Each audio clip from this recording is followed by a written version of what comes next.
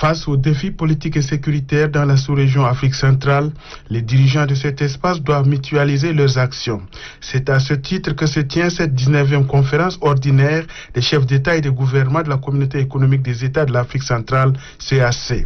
Cette rencontre virtuelle est aussi une opportunité pour les dirigeants de cet espace communautaire de mener une réflexion approfondie sur la question statutaire et budgétaire générale de la communauté.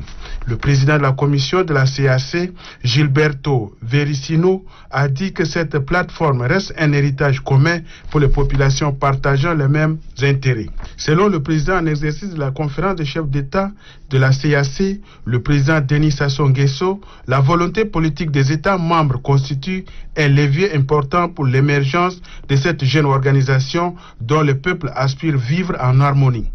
Le ministre des Affaires étrangères, l'ambassadeur Chérif Mamadzen, se félicite de la détermination des pays membres à œuvrer pour la bonne marche de cette institution. Il faut reconnaître que la conférence s'est félicitée un peu de progrès enregistrés dans le processus de transition en cours au Tchad, notamment par rapport à la désignation du Premier ministre, la mise en place d'un gouvernement de transition inclusif, la mise en place de 2 comités travaillant respectivement sur la mise en place du Conseil national de transition et l'organisation du dialogue national inclusif. Un communiqué final a sanctionné cette 19e conférence ordinaire des chefs d'État et de gouvernement de la Communauté économique des États de l'Afrique centrale.